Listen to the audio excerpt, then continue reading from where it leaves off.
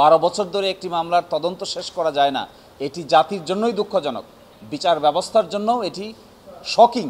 শব্দটা বলেছেন শকিং, অর্থাৎ এটি এমন দুঃখজনক যে মানুষের অনুভূতিকে আঘাত দেয়। যে 12 বছর পরেও একজন সাংবাদিক দম্পতির হত্যা করা হলো তাদের বাসায়, এমন নির্মম হত্যাকাণ্ড, কিন্তু তার কোনো রহস্য উদ্ঘাটন করতে পারেনি।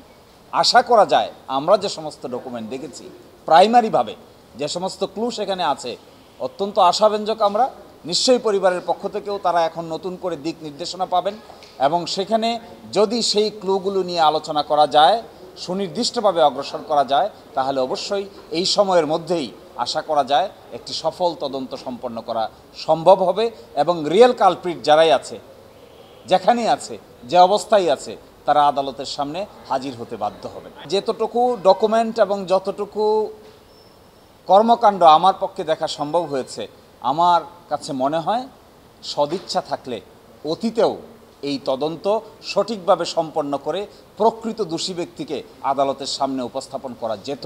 এই সদিচ্ছা এখন আর কোনো ঘাটতি হবে না, এটাই আমরা মনে করি। আমার অবস্থান হলো, র্যাব থেকে পিবিআই টাস্কফোর্স মানে হলো এখানে পিবিআইও থাকতে পারবে, আরও অন্যান্য গুরুত্বপূর্ণ ব্যক্তিবর্গ থাকতে পারবেন, এটিই টাস্কফোর্স। এই জন্য আমরা চাই পিবিআইও থাকুক, আরও অন্যান্য যে গুরুত্বপূর্ণ ব্যক্তিবর্গ যাদের অভিজ্ঞতা আছে, সিআইডি থাকুক, এবং আরও সরকারের যে সমস্ত এজেন্সি আছে তারাও থাকুক। সম্মিলিতভাবে টাস্কফোর্স গঠন হোক, তাহলেই ইনভেস্টিগেশনটা ক্রেডিবল হবে। আমার অবস্থান হলো, অবশ্যই আমি আজকের আদেশকে স্বাগত জানাই।